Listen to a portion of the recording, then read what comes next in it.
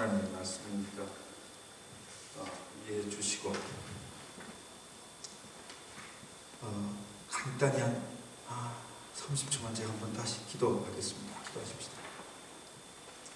거룩하신 하나님 아버지, 우리가 주의 말씀을 살펴보고 또 전하고 나눌 때에 이 말씀이 하나님으로 말미암았으므로 하나님의 영이 우리 가운데 함께 하셔서 전하는 자나 받는 자나 성령으로 감동되게 하시고 하나님의 뜻을 쫓아서 각 영혼에 유익하도록 주께서 친히 역사하여 주시옵소서. 예수 그리스도의 이름으로 기도합니다. 요 보시면은 내용을 이렇게 보시면 예수님께서 이 세번역에는 올리브산이라고 되어 있는데 이 감람산으로 가셨다가 오셨습니다. 아마 뭐 때는 정확하게 나타나 있지 않지만은 예수님이 철야 기도를 하셨거나 아니면 뭐 새벽 기도를 하셨거나 기도를 하고 오신 것 같아요. 그렇지 않고야 뭐 혼자 산에 왜 가겠습니까? 맛있는 거 몰래 먹으러 가신 것도 아니고 산에서 기도하고 오셔서 성전에서 아침부터 이제 사람들을 가르치시기 시작합니다. 그래서 주님께서 이렇게 기도하시고 가르치는 걸 굉장히 중요하게 여기셨다는 걸 우리가 알 수가 있죠. 예수님이 한참 가르치고 있는데 이 여러 무리의 사람들에 의해서 한 여인이 끌려옵니다.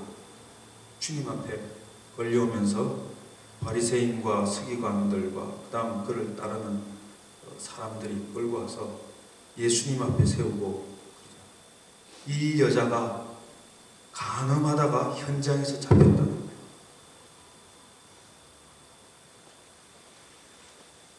거예요. 지금은 이런 불륜이 있었다.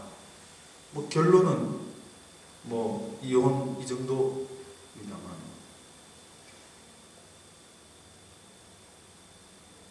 뭐 처벌받는 건 없습니다.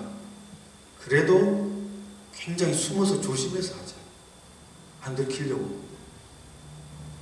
그런데 이 옛날에 잡히면 이거는 사형입니다.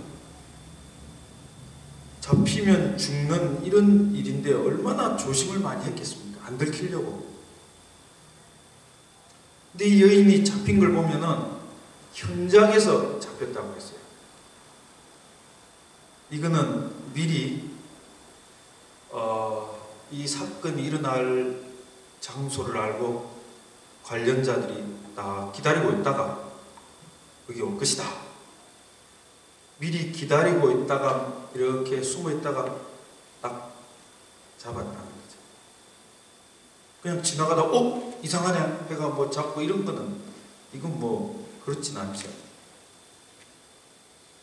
그러니까 누군가가 관련된 사람이 이쪽이든 저쪽이든 뭐 피해를 보는 사람들이 정보를 입수하고 눈치를 채고 미리 엄밀하게 뒤를 밟고 쫓아가다가 이제 두 사람이 만나는 현장을 목격하고 조금 기다렸겠죠. 그냥 뭐 확 덮치진 않죠. 하다못해 그 도시라도 벗어야 되니까. 기다렸다가 탁 덮쳤습니다. 그래서 잡아온 거예요. 우연히 잡아온 건 아니고. 근데 잡아왔는데 여자만 잡혀왔습니다. 남자는 없어요. 이거 이런 류의 일은 혼자서는 불가능합니다. 둘이 이루어지는 일이지. 근데 남자는 없어요. 아마 남자는 뭐 율법에 의하면은 기혼이든 미혼이든 남자는 뭐 상관없을 수도 있어요. 미혼이다. 그럼 난 결혼하려고 했다. 그럼 되는 거고. 기혼이다. 기혼이라도 부인을 여러 명 둘 수 있으니까 또 부인을 두려고 했다. 그럼 됩니다. 근데 이 여인은 기혼이라는 뜻이죠. 자기 가정이 있다는 뜻이에요. 그렇지 아니었으면 이 여인이 그냥 미혼 상태였으면 뭐 결혼하든지 이러면 되는데, 남자 보고 책임져라 하면 되는데, 이 여인만 잡혀온 까닭은 이 여인은 남편이 있는 사람이라는 뜻입니다. 뭐 자식은 뭐 있었는지 없었는지 모르겠지만 상황 일반적으로 볼 때 뭐 없을 가능성이 높아요. 근데 여자 혼자 잡혀왔는데 멀쩡하게 잡혀왔겠습니까? 현장을 덮치는 순간 어이구야 지금 막 그냥 걸치고 뭐 옷도 대충 걸쳤고 사람들이 곱게 잡아갑니까? 야 너 그 자리에서 움직이지 마! 딱 걸려서 그럽니까? 인년 전년 죽이려면 뭐 머리 쥐어뜯고 옷 쥐어뜯고 뭐 난리잖아. 뭐 그래서 이게 엉망진창입니다. 그래서 막 끌려오는 거예요. 끌려와서 이제 이런 율법에 의하면 이 여자는 이게 돌에 쳐 맞아서 죽게 돼요. 죽을 때까지 던집니다.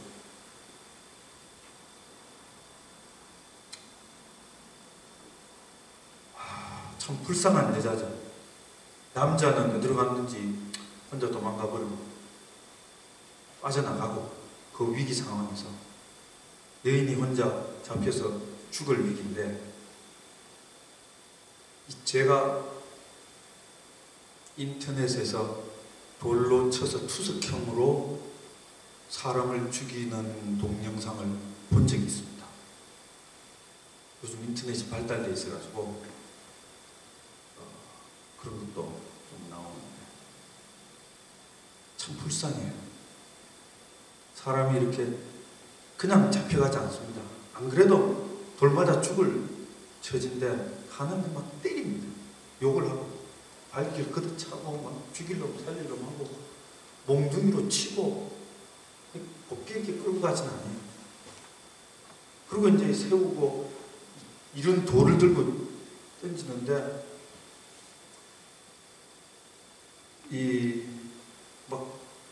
나중에 온몸 피투성입니다. 이렇게가 피가 터지고 계속 던지거든요. 온몸도 막 옷에 피가 배어나오고. 그런데 참 표정이, 그렇게 맞으면서 끌려가는 사람의 표정이 체념한 표정이에요. 죽는구나. 그러면서 벗어날 길이 없기 때문에 아주 절망적이에요.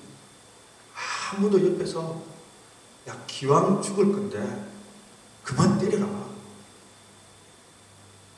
이렇게 광장으로 끌고 가는데 그때만이라도 그냥 좀 제대로 데려가자.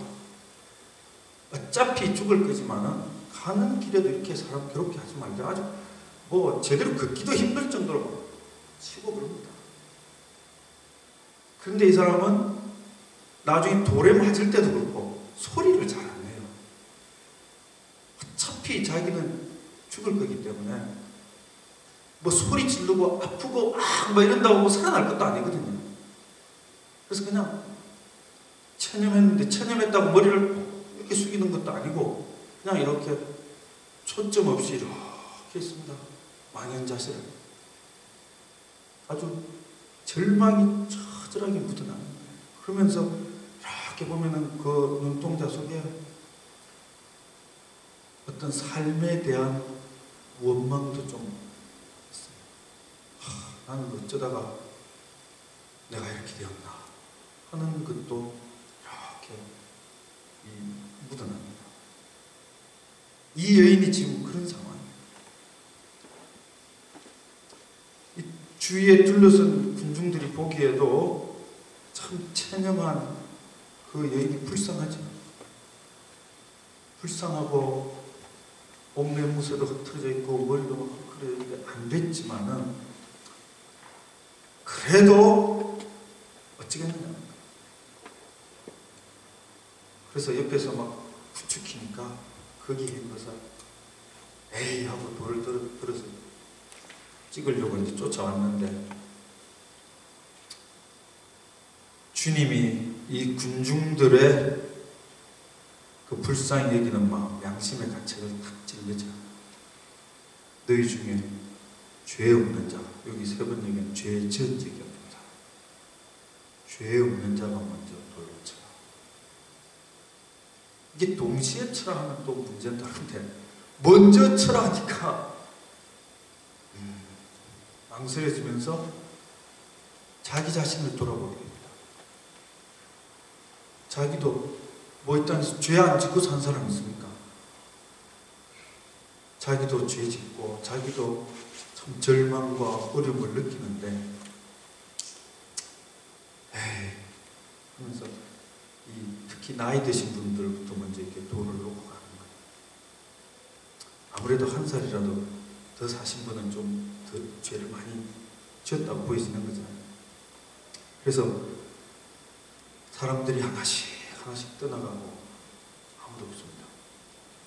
주인님이 볼 때 그 여인 혼자 남아있어요. 어쨌든 이 여인은 살아남았습니다. 바리새인과 서기관들이 현장에서 발견하고 데리고 와서 그 자리에서 사람들 모아서 죽였으면 되는데, 그 중에 바리새인이나 서기관 중에 누가 꾀를 냈겠죠. 그래 이참에 예수라는 사람한테 끌고 가서 그가 사람들을 불쌍히 여기고 뭐 형제가 7번씩이라도 용서해 주라고 했는데 이 경우에는 어떻게 하는가 보자. 끌고 가자. 한 거예요.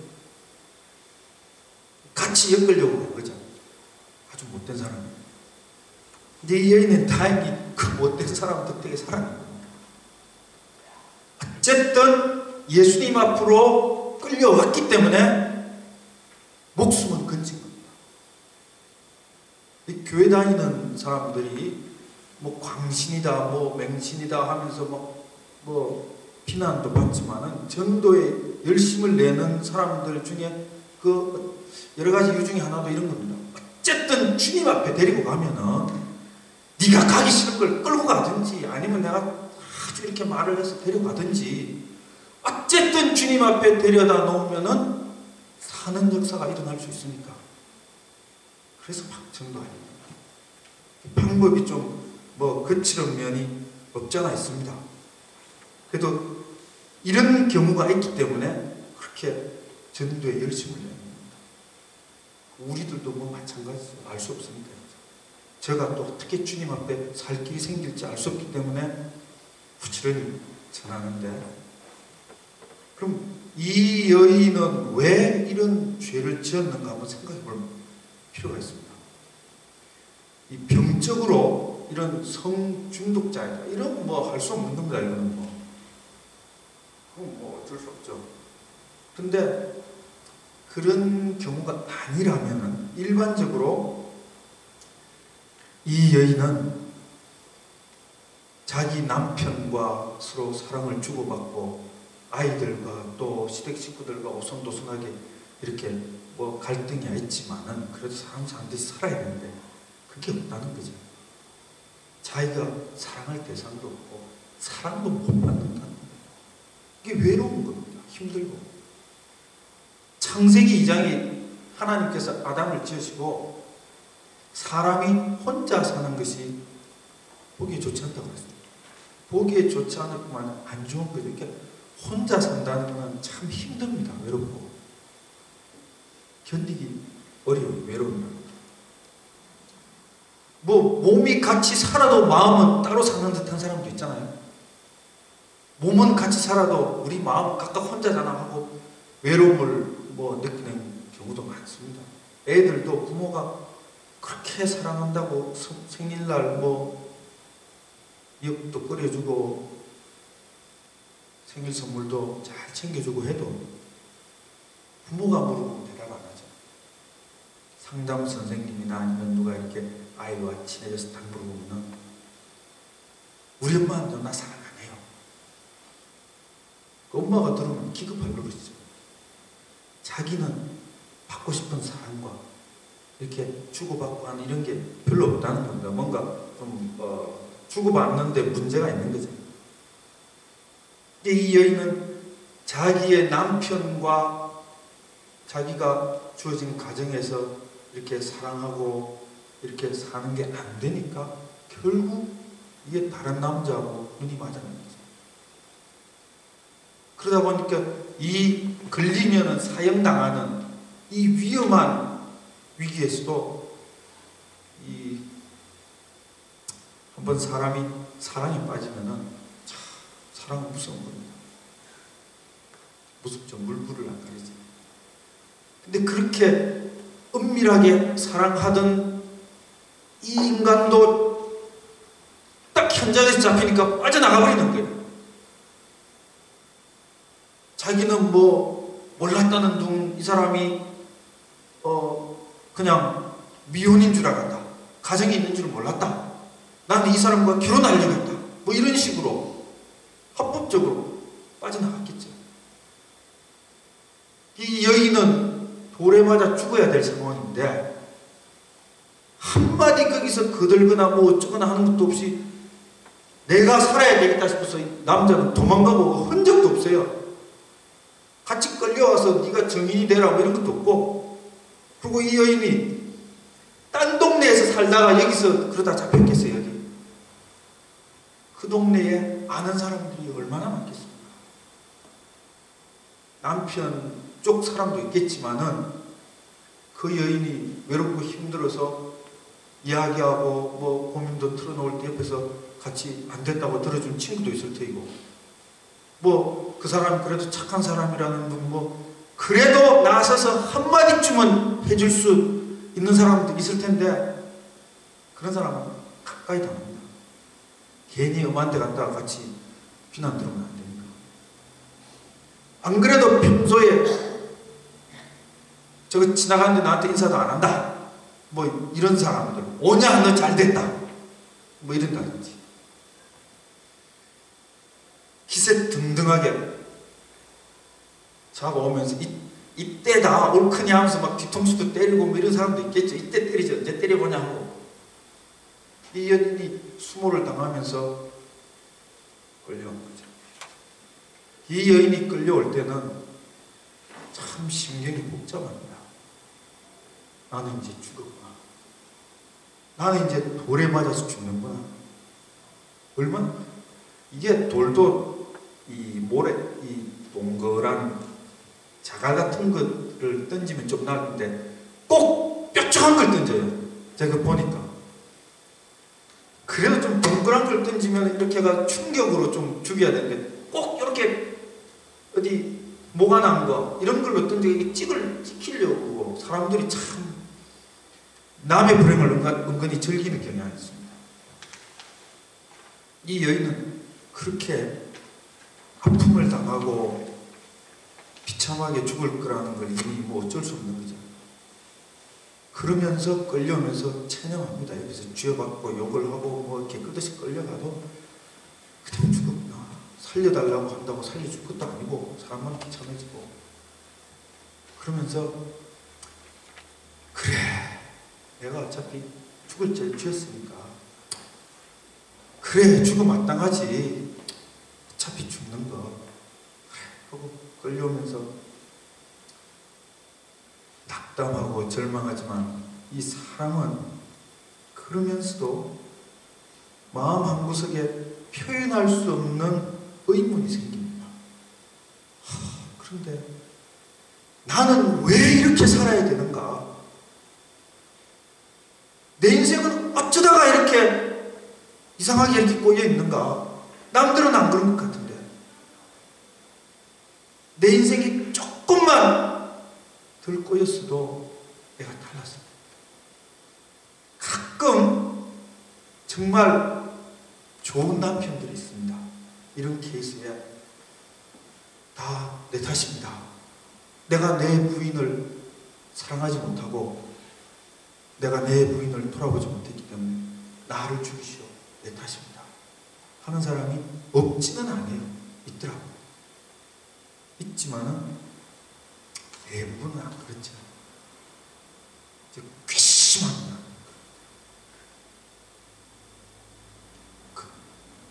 그 여인은 자기에게서 사랑과 관심과 이런 걸 이렇게 주고받기로 하는데 자기는 어쨌든지 자기가 그에게 못해주고 그의 인생을 참 이렇게 북돋아주지 못한 미련보다도 저것이 나를 배신한다. 죽이라. 넌 죽어 말라. 그러니 사회적인 분위기가 그렇기 때문에 이 여인도 그렇습니다. 그래, 난 죽어 말라는 사람이야. 내가 택한 길이니까 어차피 들키면 이럴 줄 알았으니까 언젠가는 들킬 일이니까 그래, 난 죽는 거야. 그런데 왜 나는 이렇게 살다가 죽어야 되는가? 소리는 못 지릅니다. 남한테 왜 나는 이렇게 살다 죽어야 돼? 뭐 너만 그러냐? 남들도 다 어려워. 그런 소리가 나올 게 뻔하기 때문에 말은 못하지만 속으로는 누구에게 항변하겠습니까? 왜 나는 이렇게 살아야 됩니까? 부모에게 항변하겠어요? 부모도 안 그렇죠?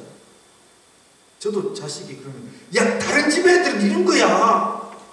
너 딴 집에 비하면 훨씬 나은 거야. 고마운 줄 알아야 돼. 생각 바꿔야 돼. 위로를 받기보다 오히려 막 그럽니다.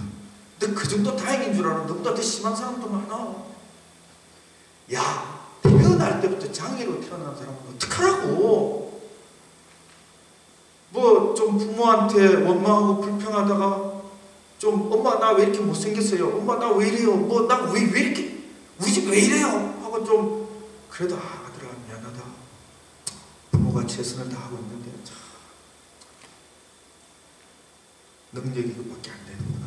미안하다 아들아. 이러면 자식 좀 미안할 텐데 그것과는 전혀 딴판으로 저도 내가 자식을 그래야지 하다가도 너 이리 와.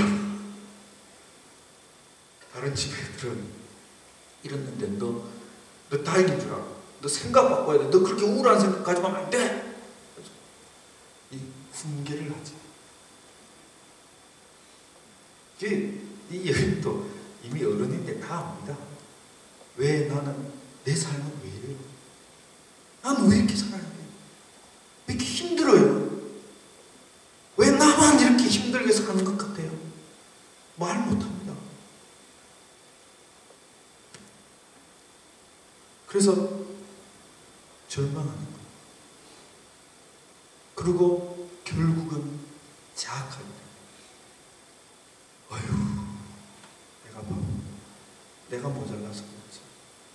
그래, 나보다 못한 사람도 있고 남들은 또 이렇게 하기도 하는데 내가 참았어야 되는데, 내가 만나지 말았어야 되는데, 내가 한두 번 만났어도 그만뒀어야 되는데 내 탓이지. 내가 바보고 내가 멍청이고 내가 못난 사람이지. 그래, 나는 죽어도 싸다. 아주 이 힘든 사람들은 이 심경이 복잡합니다. 자학과 체념과 절망 사이, 또 분노도 생기고 오락가락해요. 그래서 우울증에 걸리는 사람들이 갑자기 분노를 일으키게 합니다. 또 자학과 이 여인도 이제 내면적으로는 그렇습니다. 그래서 다 끌려와 있는데 주님이 그 여인이 참 불쌍한 거예요.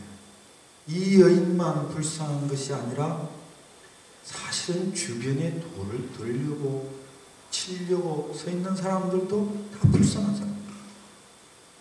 자기 자신도 그렇다는 걸 모르고 남 죽이려고 하는 거죠. 그래서 주님이 너희 중에 죄 없는 자가 먼저 돌로 쳐라.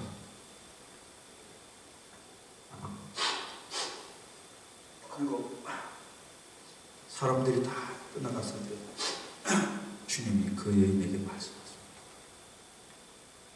나도 너를 정죄하지 않노라. 사람들이 네가 힘들고 어려울 때 다 너를 비난하고, 더군다나 네가 잘못했을 때는 더더욱 비난하죠. 잘못한 게 있으니까. 네가 그랬으니까 그런 거지. 그 근거가 있기 때문에 당연히 욕을 하고 비난합니다. 정죄하죠. 제가 말씀드린 것처럼 내 자식에게도 야, 다른 집 애들은 더 힘들어. 그런데도 견디잖아 하는 것처럼 남과 비교해서 말하는 거예요. 자기 자신도 그렇습니다.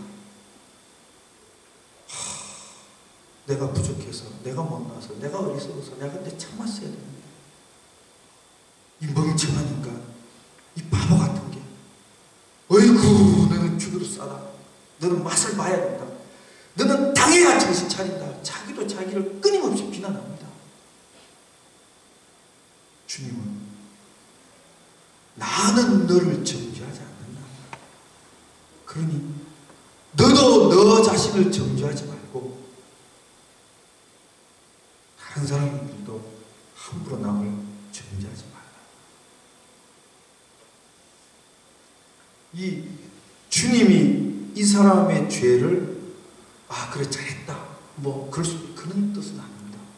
죄는 분명히 지었어요. 그래서 다시는 죄를 짓지 말라고 그러는 거죠. 그렇지만은 주님이 정죄하지 않겠다는 것은 이 여인이 지어가는 삶이 얼마나 무겁고 고달프고 외롭고 힘들다는 걸 주님이 알고 있는 거예요.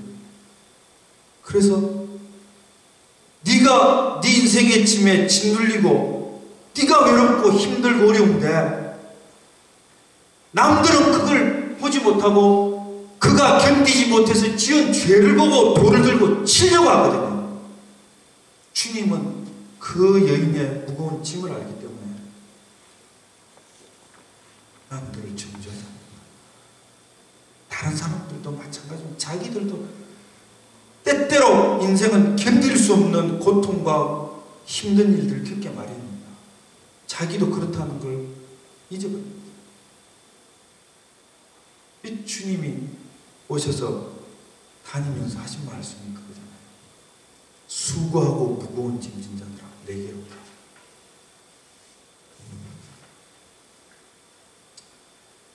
이 주님 자신이 아주 지독하게 가난한 집안 출신입니다. 그 당시에 목수라고 하면은 하루하루 근근히 먹고 살 정도예요. 그런 집에서 30년을 살았습니다. 아주 가난에 철저히 치던 집이에요. 뭐 학벌은 없습니다. 기억자도 없어요. 학교 근처도 안 가신 분이에요. 그래서 성경에 네가 배우지도 아니했는데 어떻게 이렇게 잘 아느냐. 뭐 전혀 배우지도 못했고 완전 가난뱅이 출신이고, 이 외로움이라는 것은 사람이 친구가 없어서 외롭기도 하지만은 가난한 사람은 물질에 대해서도 외롭습니다. 남들은 저런 걸 가지고 다니는데, 남들은 저런 게 있는데, 우리 집은 나는 왜 없는가? 이런 것도 하나의 외로움이에요.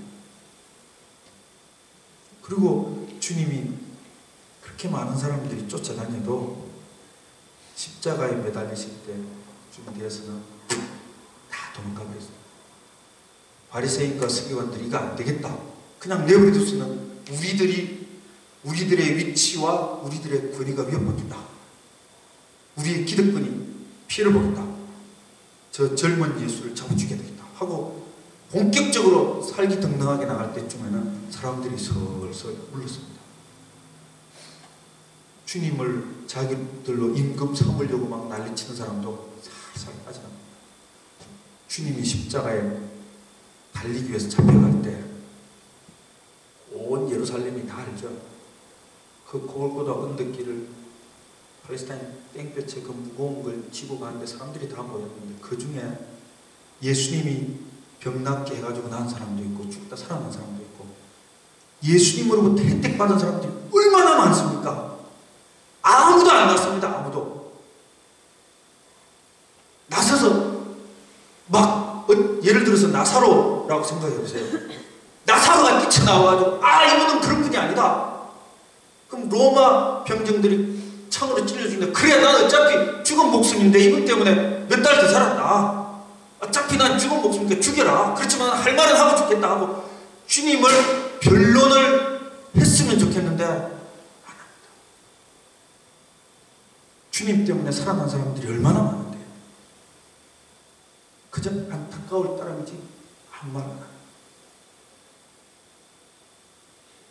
정말 주님이 외롭고 힘들 때 손을 내미는 사람이 없습니다. 이게 사람들의 살아가는 인생의 본질입니다, 사실. 그래서 예수님이 그러셨어요. 여우도 굴이 있고 공중에 나는 새도 쉴 곳이 있는데 인자는 머리 둘 곳이 없다. 편안하게 머리 대고 탁 누울 곳조차 없다. 왜 예수님이 이런 가난과 이런 외로움, 그러니까 크리스찬으로서의 왕따의 원조입니다. 같이 이렇게 놀다 완전히 따시켜버리는 거죠. 괜히 이제 붙었다가 같이 나가는 거야. 괜히 억울하게 구레네 심용만 지나가다 덩치가 건장하니까 끌려와가지고 십자가를 지어버린 거예요. 주님이 육신으로 오실 때에 흠모할 만한 풍채도 없고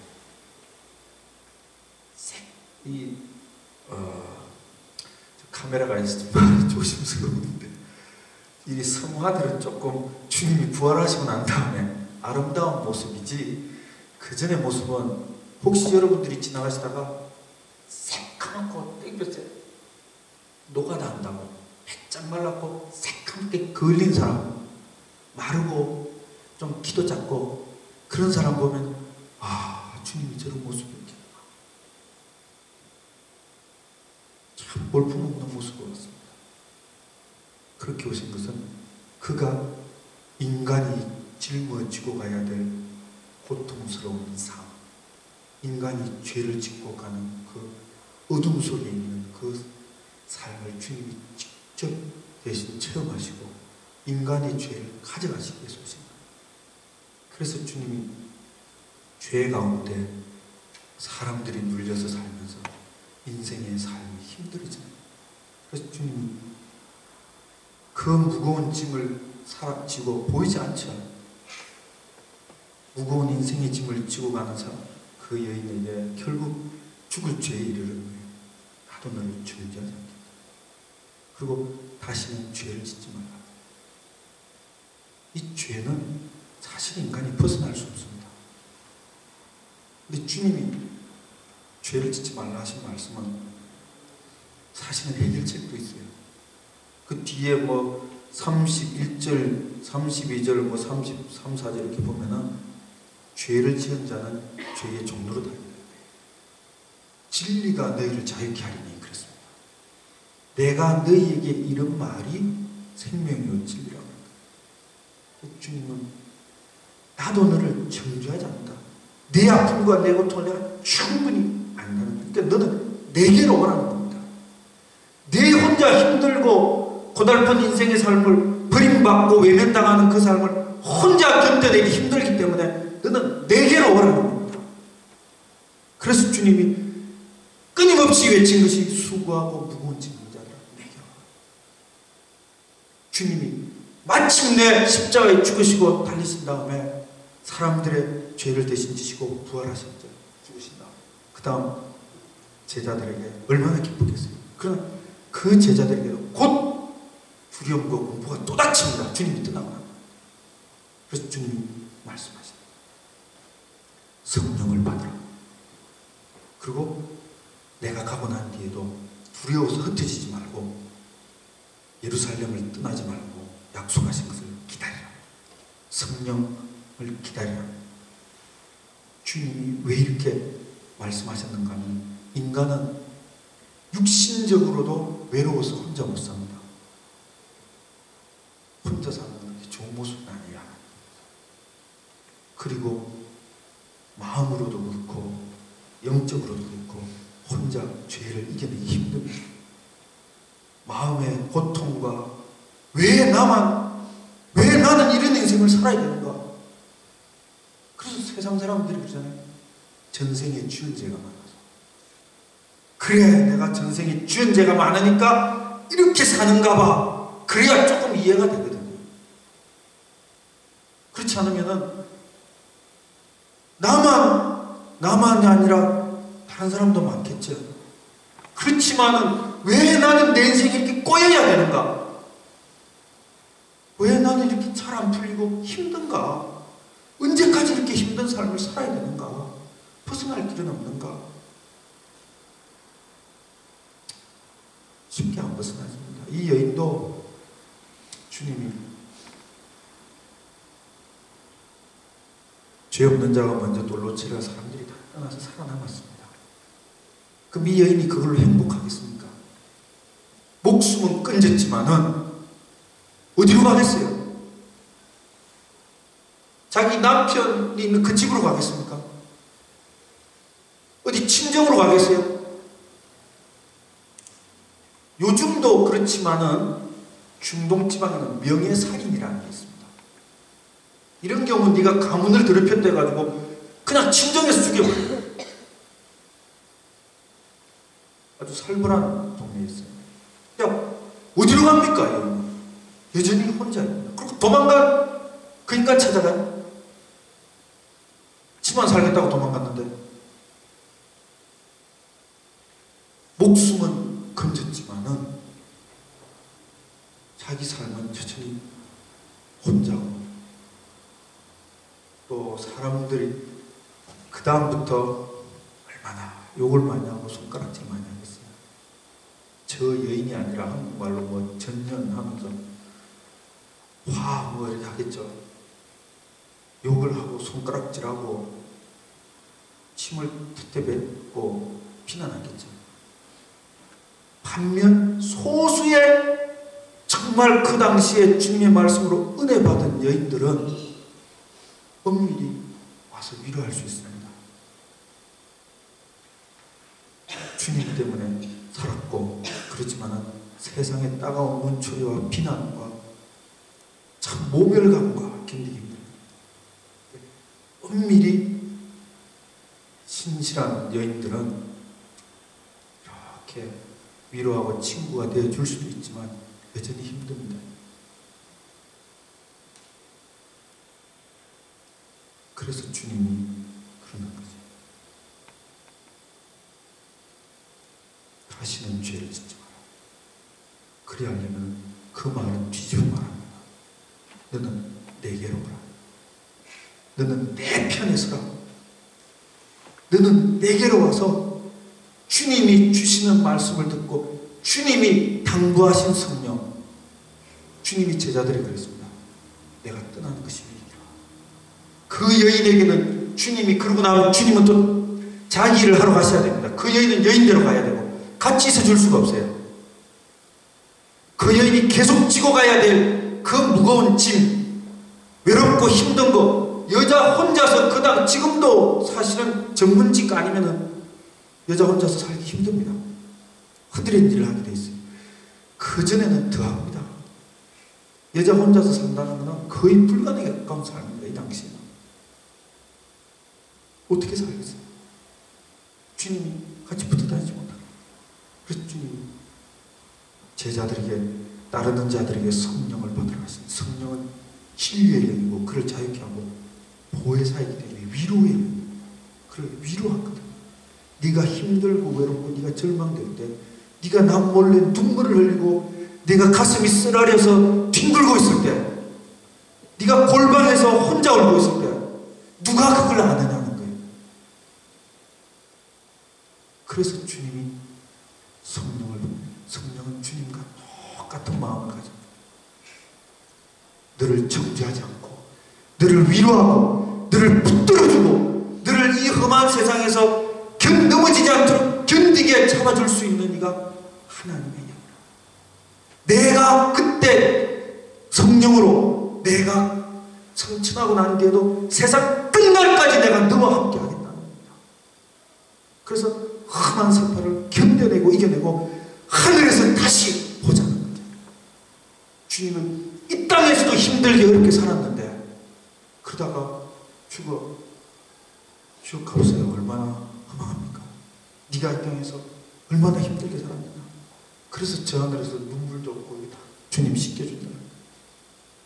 이 험한, 안 그런 사람도 있지만 인생이 힘든 때가 많습니다. 네가 울 때 누가 네 눈물을 이해하고 네 눈물을 닦아주느냐? 하나님만이 그러실 수 있다. 내가 산에 있든지 내가 들에 있든지 내가 네 골방에 숨어 있든지 나를 은밀히 지켜보시고 내가 나쁜 마음을 먹고 내가 독한 마음을 먹었을 때 하나님이 너 그러지 말아라. 너 그러면 안 된다. 내 마음을 어루만질 수 있는 네가 하나님이고 내가 빨리 살아야 되겠다. 내가 다시는 죄짓지 말아야 되겠다. 내가 견뎌야 되겠다 할 때 힘이 없고 넘어지려고 할 때 내가 그럴 수 있도록 내 마음을 붙잡아 줄 수 있는 이는 오직 성령 한 번밖에. 그래서 주님이 내 마음을 내가 안다. 나도 너를 정죄하지 않기 때문에 너도 너 자신 정죄하지 말고 너는 내 편에 서라. 너는 내게 오라는 겁니다. 그래서 주님이 말씀하신 성령을 의지하고 살라. 그래서 예수 믿는 자들이 자꾸 성령 충만, 성령 충만. 힘들고 어려울수록 더 성령의 역사가 필요합니다. 같이 기도하십시다. 우리가 우리 자신도 그렇지만 우리 주변에 보면은 참 힘든 사람, 힘들 것 같은 사람이 있어요. 내가 뭘 해주겠습니까? 혹시 교회라도 데리고 오면은 주님이 어떻게 할 수도 있고 또 나도 내가 살아야 돼요. 하나님 나 좀 위로해 주세요. 내가 이거 남편에게 말한들 저 인간이 아는 것도 아니고 애들에게 말한들 애들이 뭘 알겠어요. 애들은 지 원하는 것만 해주면 되는데 늙으신 부모님한테 이야기한들 무슨 힘이 있습니까? 친구라고 한들 다 자기 살기가 바쁜데 나는 누구한테 하소연을 하고 나는 누구한테 이 쓰린 마음을 열어놓습니까? 세상에는 이해해 줄 때 돼도 이해 안 해주죠. 하나님 한 분밖에 없는 거예요. 하나님 내 속에 성령이 역사하실 때 내가 견디고 살기 때문에 나보다 더 힘든 사람 붙잡을 수 있고 내 자녀가 흔들릴 때 내가 붙잡을 수 있거든요. 기도할 때 하나님 나도 나를 정죄하지 않고 하나님 나를 사랑하시는 주님의 마음이 내게 늘 떠나지 않도록 내게 위로하시고 성령으로 함께 달라고 잠깐 30초만 기도하십시다. 거룩하신 하나님 아버지, 가늠하다가 현장에서 잡혀오는데 절망하고 낙심하고 주님이 나도 너를 정죄하지 않으라 하신 것처럼 때로는 나도 나 자신을 받아들이기 힘들고 나도 나 자신의 살아가는 방식이 너무 싫고 내 삶이 너무 마음에 들지 아니할지라도 내가 나를 미운 마음이 들 때도 주님은 절대 나를 미워하신 적이 없고 남들이 나를 비난할 때도 주님은 나를 비난하신 분은 아닙니다. 주님은 나를 정죄하지 않는다고 하셔서 주여 내 마음을 위로해 주시고 나를 붙들어 주시옵소서. 내 속에 성령으로 오셔서 내가 기쁠 때도 있지만 내가 즐거울 때도 있지만 넘어지고 낙심하고 좌절하고 외면당할 때 정말 내가 당신이 필요할 때 내 속에 성령으로 나를 붙들어 주시옵소서. 나를 붙들어 주시옵소서. 내가 성령으로 붙들림 바 되어야지 또 나와 같은 사람을 내가 붙들어 줄 수 있습니다. 하나님 아버지 나에게 위로하여 주시고 내게 붙들어 주시옵소서. 하나님 주님의 심정 돌에 맞아 죽음 마땅한 여인도 청비하지 아니하시고 감사하시고 위로하기 원하시는 주님의 심정이 내게 온전히 와닿을 수 있도록 성령으로 내게 붙들어 주시고 인도하여 주시옵소서. 거룩하신 하나님 아버지, 우리는 좋을 때는 또 좋아서 주님을 찬양하지만 때로는 힘들고 수렁에 빠진 것 같기도 하고 함정에 걸린 것 같기도 하고 낙심될 때도 있습니다. 그때 정말 다 주변에 나를 외면하고 내버려 뒀다고 여겨질 때 그때 정말 주님이 누구보다도 필요합니다. 이 여인에게 정죄하지 아니하고 내게로 오라 하신 말씀이죠.